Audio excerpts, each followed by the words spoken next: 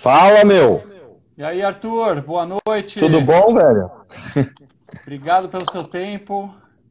Obrigado a Está você, ocorrendo cara. aí. Deputado estadual, na corrida aí da pré-candidatura, né, para São Paulo. Obrigado a todo mundo Pois que está nos é. assistindo, seguidores aí do ranking. Vamos colocar bastante pergunta para deixar o Arthur desconfortável hoje. Vamos ver se a É gente isso aí. deixa ele desconcertado. Pode É, esse questionar negócio de, tudo, certo? Não é esse o esse negócio lema? esse negócio de água com açúcar não funciona, não, meu. É isso aí.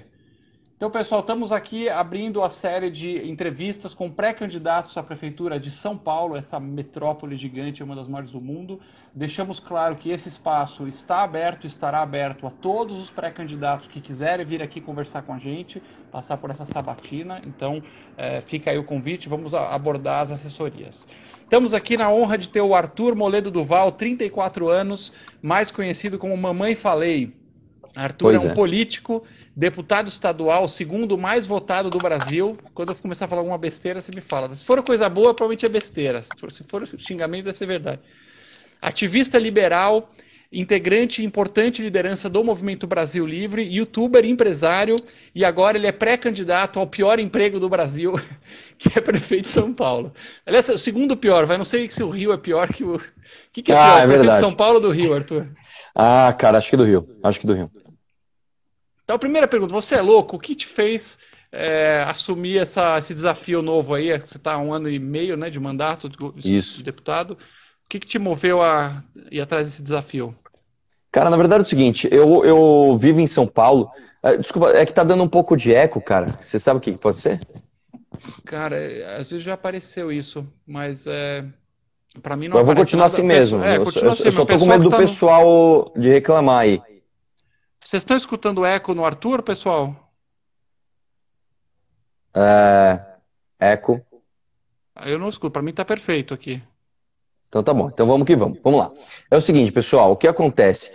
Eu pessoalmente não consigo mais viver numa cidade, né, onde eu tenho orgulho de ter nascido aqui, trabalhado aqui, crescido aqui, e eu não consigo mais viver numa cidade onde eu tenho basicamente, eu perdi o orgulho de viver aqui, porque a gente tem um monte de trava política, né? Eu vou tirar meu fone, cara, que tá cheio de eco, tá muito ruim. Mas pra galera tá normal, tá, Arthur? Tá todo mundo Oi. falando que tá normal aqui. Acho que sem fone ficou sem eco, olha lá. Vamos lá. E o que acontece, o Alexandre? O que acontece é que, assim, aqui em São Paulo a gente não consegue mais ver nessa cidade e por travas políticas, não é por causa de travas técnicas. Esse é o pior de tudo. A gente tem como ter uma cidade de primeiro mundo e a gente não tem por causa de uma série de erros políticos que, cara, que travam a gente. Isso é um completo absurdo. Cara, eu vejo tanta gente usando camiseta de Paris, usando camiseta de Nova York, usando camiseta de Buenos Aires, velho. E não vejo gente usando camiseta de São Paulo, velho. Como que pode isso, bro? Eu quero usar a camiseta de São Paulo, eu quero ter orgulho aqui.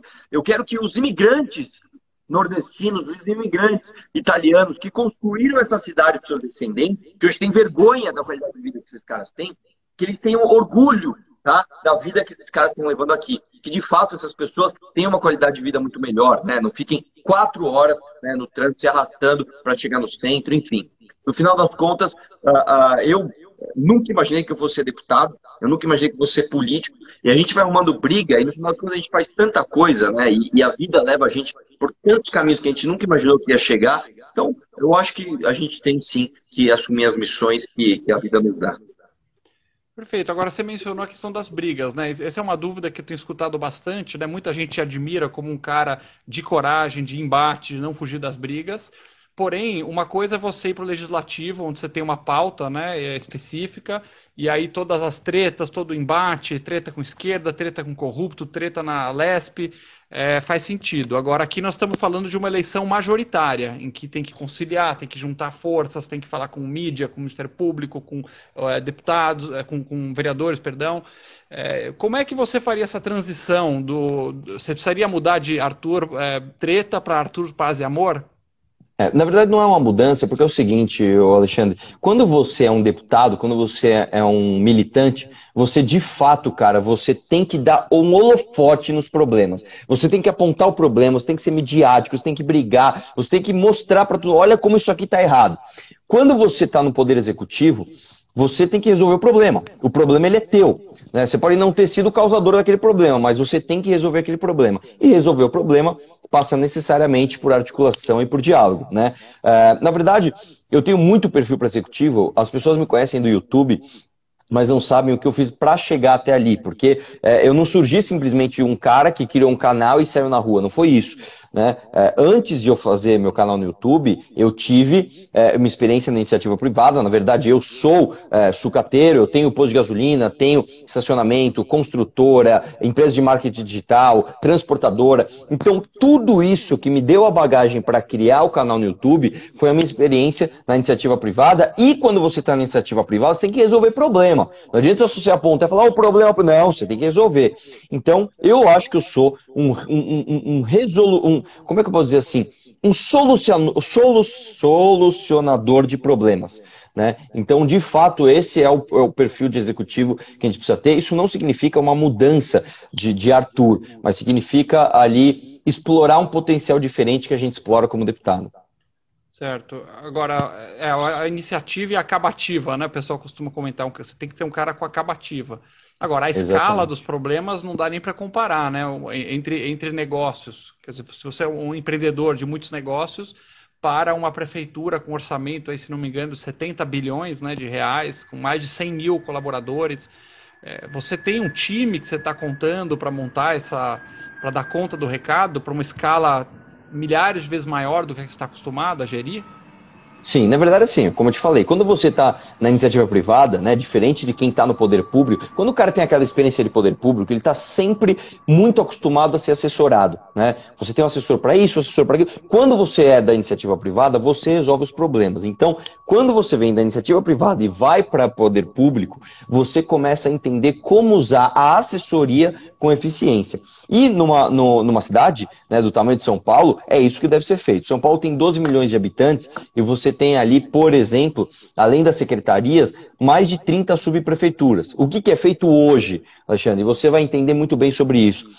Você chama ali 4, 5 secretários muito bons, muito técnicos, delega todas as outras secretarias politicamente, fora os cargos que você cria, e as subprefeituras, aí você loteia conforme o apoio político que você quer angariar. Isso é um completo absurdo. Você não faz a tal da gestão horizontalizada, que é o que São Paulo precisa, qualquer grande metrópole do mundo precisa. Então, quando você delega politicamente os seus secretariados e as suas subprefeituras, você tem uma capacidade de fazer uma gestão muito boa, né?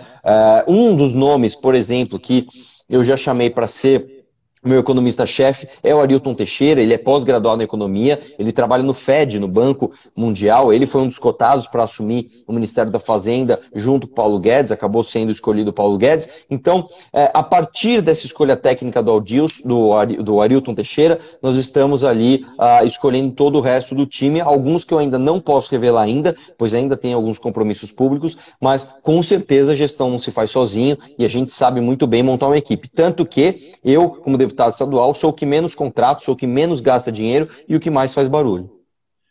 Essa questão do loteamento é uma praga no Brasil, em todas as esferas, né, todos os níveis de governo. E você acha, então, que isso é uma característica clara das prefeituras anteriores? Fora isso, quais seriam, por exemplo, se você olhar a gestão atual do Bruno Covas, quais seriam os 3 principais erros, na sua visão, que você atacaria para fazer diferente? Nossa, a gestão do Bruno Covas, se eu fosse atacar erro aqui, a gente pode ficar a noite inteira falando. Eu diria para você, em primeiro lugar, a gestão dele da pandemia, ele fez uma quarentena extremamente longa e branda, que não funcionou. Ele travou os principais cruzamentos de São Paulo, ele acabou travando profissionais da saúde, travou pacientes de diálise, por exemplo, que precisam fazer diálise todos os dias. Depois ele voltou atrás e criou ali um rodízio dia sim, dia não, completamente atrapalhado. Fez de tudo para regular os aplicativos de patinete, de bicicleta, o tempo todo ameaçou regular o Uber, acabar com o trabalho dessas pessoas. É um completo absurdo, cara. Então, a minha gestão seria completamente diferente e nós temos uma chance histórica aqui em São Paulo, Alexandre. Uma das coisas que a gente tem que colocar na mesa é o seguinte, o orçamento de São Paulo, assim como de todo o Brasil, está em retração. Nós vamos ter cada vez mais dificuldade para usar dinheiro público porque não tem grana. Então o cara que vem aqui e fala, porque eu vou construir, porque eu vou fazer, porque eu vou acontecer. Mentira! Esse cara está me dizendo, não vai construir nada, não tem dinheiro para isso e nem é isso que São Paulo precisa. São Paulo precisa de microintervenções, São Paulo precisa do feijão com arroz bem feito. Tá? Então, nós temos uma chance histórica agora em 2021, e se a gente perder, nós vamos ficar 10 anos atrasados, que é a revisão do plano diretor. Tá? O que é o plano diretor? O plano diretor é como você utiliza o solo da sua cidade. Né? A partir dali se derivam, por exemplo, as leis de zoneamento. Né? Então, nós temos a chance de fazer a revisão desse plano diretor e destravar São Paulo, porque todos os problemas de São Paulo derivam de um planejamento excessivo dos arquitetos da FAU de 1950, que planejaram São Paulo. É um mito que São Paulo cresceu sem planejamento, tá? Que planejaram São Paulo e a realidade insistiu em ser diferente.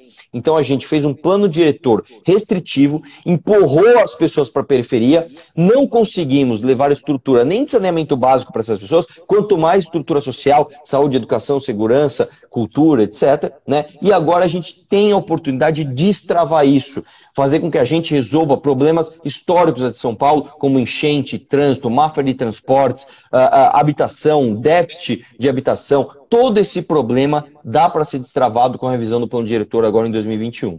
Mas na prática, o que significa isso? Você vai reduzir as restrições de zoneamento para liberar limite de construção? Você vai verticalizar mais a cidade?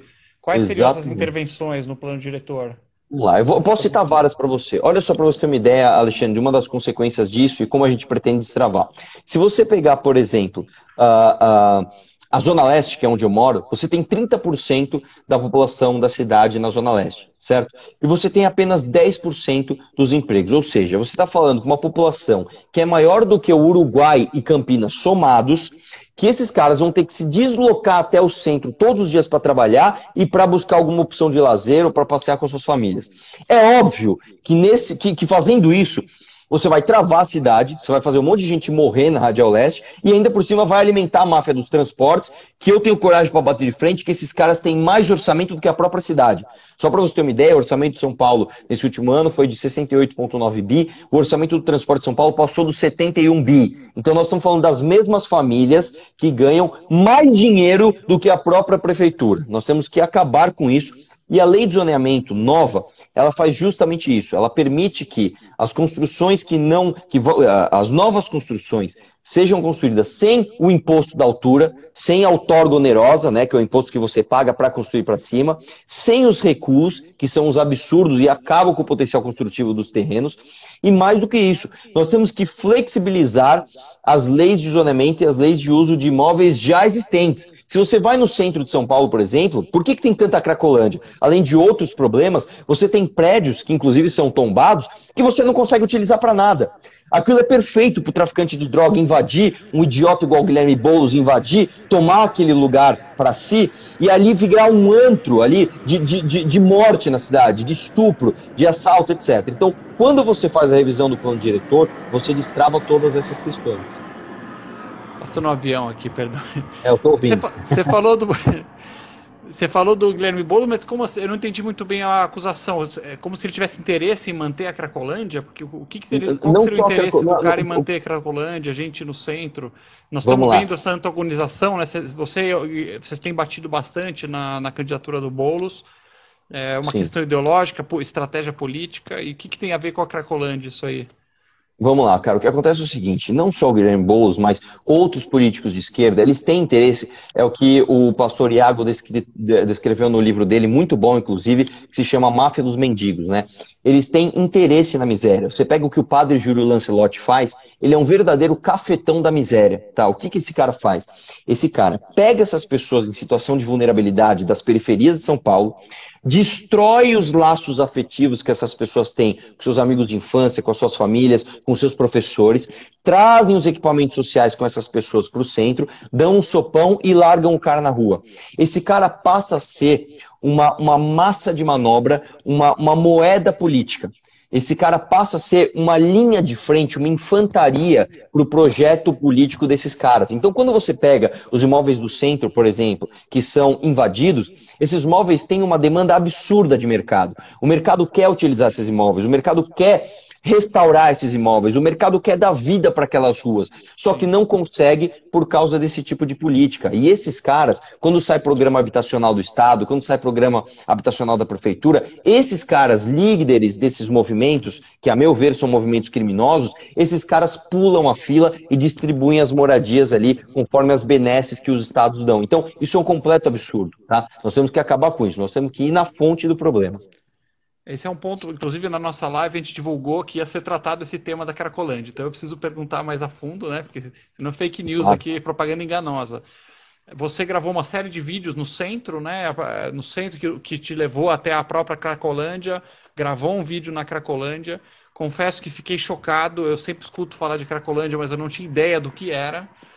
Só nos piores episódios aí de Walking Dead que você vê uma cena assim, né? E parece que você colocou isso como uma bandeira de campanha, falando bastante do centro da Cracolândia, né? Como seria a solução, então? Você falou dos equipamentos, né, que estão centralizados. O que o prefeito teria poder de fazer que nenhum outro atrás conseguiu até agora? Que todo mundo foi no blá blá blá, mas por que com o Arthur seria diferente essa situação? Vamos lá, Alexandre, não é que não conseguiu, é porque não quis fazer. Porque quando o prefeito quer, ele faz. O que acontece é o seguinte, Alexandre, você vai entender bem. Mas só uma dúvida, por exemplo, um Dória seria uma grande vitória política dele e acabar com a Cracolândia. Ele não é um cara de esquerda que está se beneficiando. Então eu não entendi qual argumento que faria o Dória, por exemplo, ter... não, eu não vou mais mexer com isso. Ele se queimou até, tentando e não conseguindo eliminar a Cracolândia. Na verdade é o seguinte, o que o Dória fez, e aí a gente tem dois fatores, é um mix de demagogia, né? É um cara que não quer bater de frente com ONGs, é um cara que não quer bater de frente com figuras como o padre Júlio Lancelotti, né? É um cara que não tem a vontade política de arrumar essas brigas porque estava em campanha para ser presidente, não era nem para ser governador. O Dória entrou, fez um bom trabalho nos 100 primeiros dias de governo, os 100 primeiros dias de governo Dória foram, a meu ver, um dos melhores primeiros 100 dias da gestão de São Paulo. Logo a partir dali, ele já falou, bom, vou ser presidente da República. E ele começou a fazer campanha. Quando o cara usa a prefeitura para se escalar para outro cargo, ele não compra as brigas que ele tem que comprar. Ele não briga com a associação de bairro, ele não briga com ONGs, ele não briga com figuras midiáticas da cidade, de novo, volto a falar, como o padre Júlio Lancelotti. Então, ele não quis resolver. Ele quis parecer ter resolvido.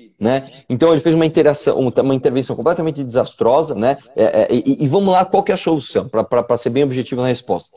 A solução não é o que a esquerda diz e nem o que a direita chúcara diz. Não é nem o que a esquerda diz, que só dá alimento e cuidar, e passar a mão na cabeça, e dar um abraço, e ensinar música e pichação. Não é isso. Tá?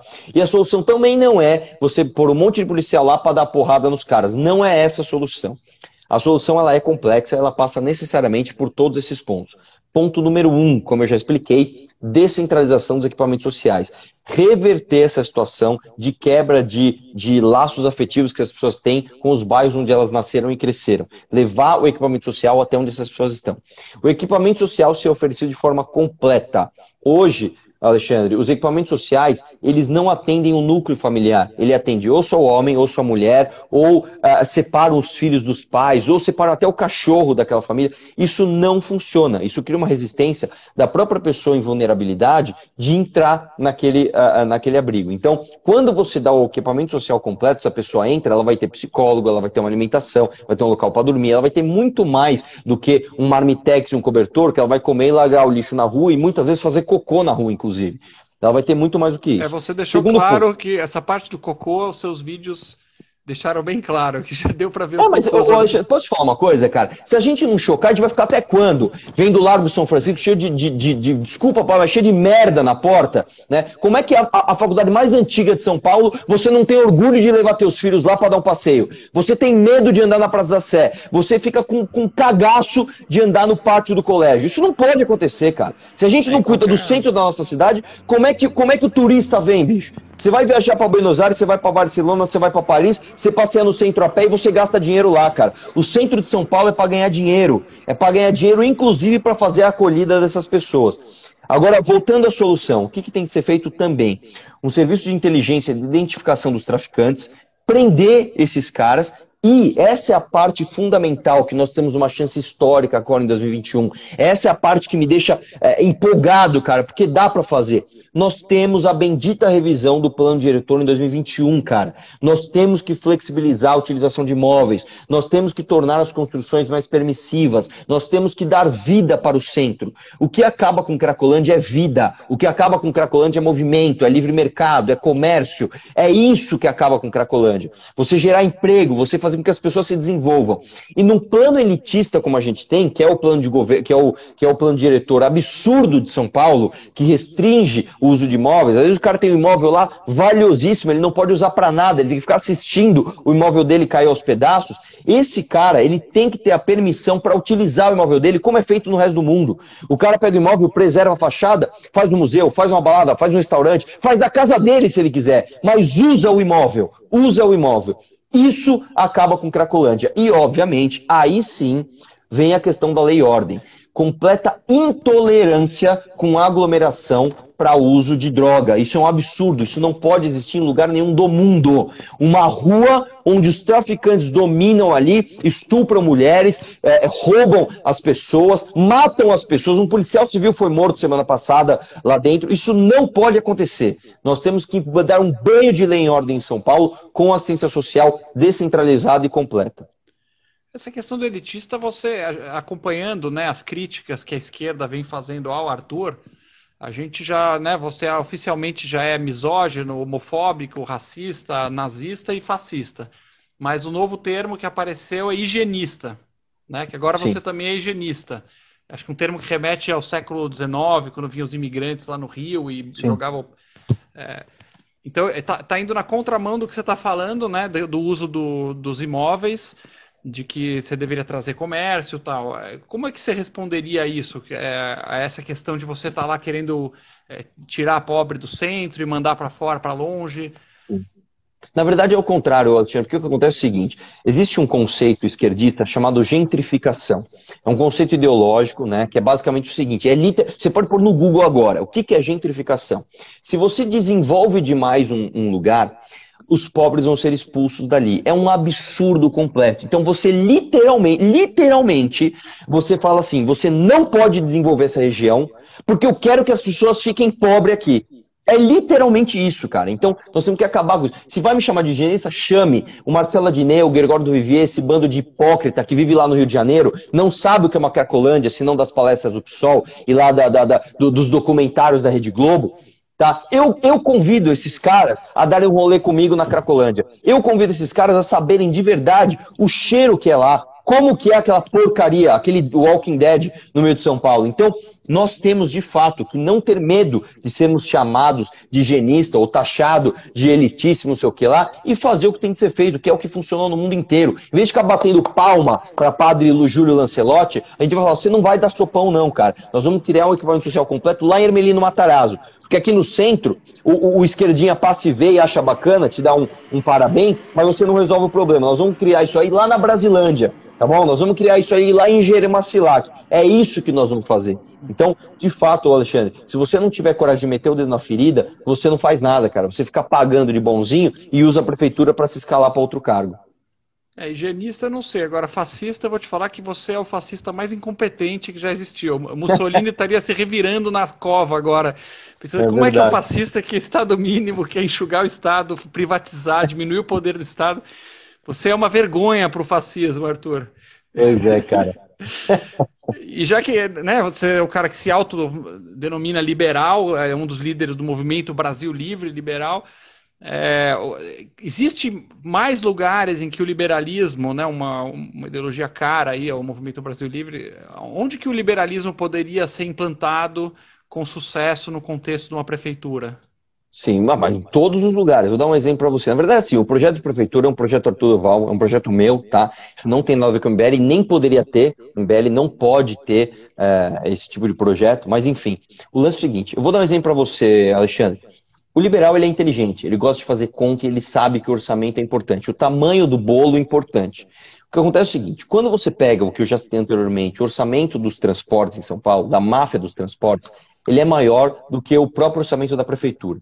Uma das coisas que o liberalismo não é aplicado em São Paulo, e é para mim assim, se não a principal, com certeza uma das principais causas do aumento abusivo do IPTU, inclusive, é essa tal dessa máfia dos transportes. E eu vou citar os nomes aqui, porque eu tenho coragem, eu não tenho medo não, cara. Ó, é família Bellarmino, é família Ruas. Essas famílias, elas dominam as linhas de ônibus em São Paulo há mais de 60 anos, tá? E o que acontece, cara? O que acontece? Aqui em São Paulo nós fazemos algo diferente do resto do mundo. A gente junta risco de capital com risco de operação. Ou seja, para você prestar o serviço de ônibus em São Paulo, você precisa ser dono do ônibus. O que isso causa? Quando você tem o leilão de lotes de linhas, né? Você pegar o último agora que teve, apenas um lote teve 2 competidores. Todos os outros teve um competidor só, ou seja, competição de um só. Carta O que a gente tem que fazer? total. Carta marcada total, separar isso daí. Um cara, uma empresa, um fundo vai comprar os ônibus e as garagens. Esse cara vai ter um contrato de 15 anos, ele vai ter o risco de capital dele ali para ele alugar os equipamentos. Uma outra empresa, um outro cara, um outro fundo vai vir prestar o serviço e vai ter um contrato de 3 anos. Um contrato curto onde ele vai alugar os ônibus e botar a operação. Tá ruim, troca, tá ruim, troca. Quando você faz isso, você abre o leque para que outras empresas do Brasil e do mundo venham prestar serviço aqui. Por que uma empresa de Barcelona, que é especializada em transporte, não pode vir aqui? Por que uma empresa do Ceará não pode vir aqui? Porque o cara simplesmente não é dono dos ônibus. Aqui vai poder, e mais do que isso, Alexandre, a gente tem que trazer todos os aplicativos de transporte, Buzzer, o Bus, temos que trazer os aplicativos de vans. Por que aqui em São Paulo não tem van? E van é muito bom. Porque concorre com a máfia dos transportes, porque concorre com a máfia dos ônibus. Nós temos de trazer esses caras, venham competir aqui. Nós vamos ter aplicativo de tudo aqui. Aplicativo de patinete, aplicativo de bicicleta, aplicativo de disco voador, nós vamos ter aplicativo de tudo aqui. Porque é isso que faz São Paulo ser líder do Brasil. E digo mais, tá? Digo mais, uma coisa que todo mundo com medo de dizer é o seguinte, ó. Nós vamos desregulamentar táxi, tá? Acabou essa parada de táxi poder comprar carro com desconto e usar corredor de ônibus e ter o pontinho dele certo ali no aeroporto de Congonhas, enquanto o motorista de aplicativo tem que se ferrar para conseguir pegar um passageiro. Todo mundo vai competir em pé de igualdade. Vamos desregulamentar o táxi. É um bocado de calos mesmo. A pergunta que fica é o que acontece se matarem o prefeito no primeiro ano. Aí vai ter que ter uma listinha lá, por favor, preencher aqui, você é da máfia do transporte, identifique se você é da máfia do táxi, da máfia do transporte, da galera do padre lá, não sei. Se alguém me matar, pelo menos vão saber o que é que deve ser feito. E Arthur, para a gente ir encerrando aqui a nossa breve entrevista aqui, né, nessa meia horinha, em termos de estratégia política um pouco, né? Fica aquela dúvida, porque assim, certamente não é da esquerda que você vai trazer a sua base eleitoral, pelo menos não parece ser. Do lado da direita, o MBL, né, da qual você é um cara altamente identificado, bate de frente com o presidente Jair Bolsonaro diariamente. Qual é o espaço político que você pretende ocupar e quem seriam os grandes adversários táticos aí? Bom, boa. Na verdade é o seguinte, cara, eu não acho que seja papel do candidato a prefeito ser anti isso ou anti aquilo. Então eu não vou ser nem anti-Dória nem anti-Bolsonaro. Mesmo porque se você ganha a prefeitura, primeira coisa que você tem que fazer, alô Dória, alô Bolsonaro, como é que tá? Vamos conversar aqui como é que a gente pode melhorar a minha cidade? Então é um absurdo o cara que quer se apresentar como anti-um ou anti-outro. Isso inclusive mostra que o cara é raso nas propostas que quer aplicar.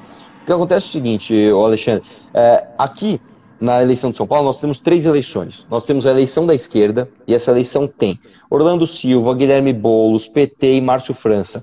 Lembrem-se, Márcio França é esquerda, Márcio França é comunista, não vem com essa que Márcio França é esquerda. Esse cara tá aqui, ó. A eleição do centro, que nós temos Celso Russomano e Bruno Covas com a máquina, tá bom? E a eleição da direita, que tem eu, Joyce, Felipe Sabará e André Matarazzo. Na eleição da direita, na eleição que é onde eu estou, que é de fato alguém que tem a visão liberal, eu sou o único que nasceu aqui, cresceu aqui, trabalhou aqui, tem coragem para falar essas coisas que fala e está na frente dos outros. Então eu naturalmente me considero o candidato da direita. Eu acho que São Paulo não merece alguém de esquerda e a gente não aguenta mais os mesmos. A gente não aguenta mais Kassab, a gente não aguenta mais Bruno Covas, a gente não aguenta mais Marta Suplicy, que acabou de declarar apoio ao Bruno Covas. Ela demorou, agora declarou apoio ao Bruno. Por quê? O que ela ganhou com isso? né? Enfim, eu acho que a gente não aguenta mais do mesmo e a gente não pode entregar a prefeitura para a esquerda. Então, de fato, eu represento a esperança, né, do que se chama de direita para que a gente consiga vencer essa eleição. E digo mais, cara, sem querer ser pretensioso, mas eu sou o único candidato que pode aproveitar essa chance de 2021 e transformar São Paulo numa cidade liberal de verdade. E no campo da esquerda, quem você acha que está mais competitivo para... Eu sei que ninguém tem bola de cristal, Sim. mas quem seria uma ameaça maior e que estaria mais forte no segundo turno?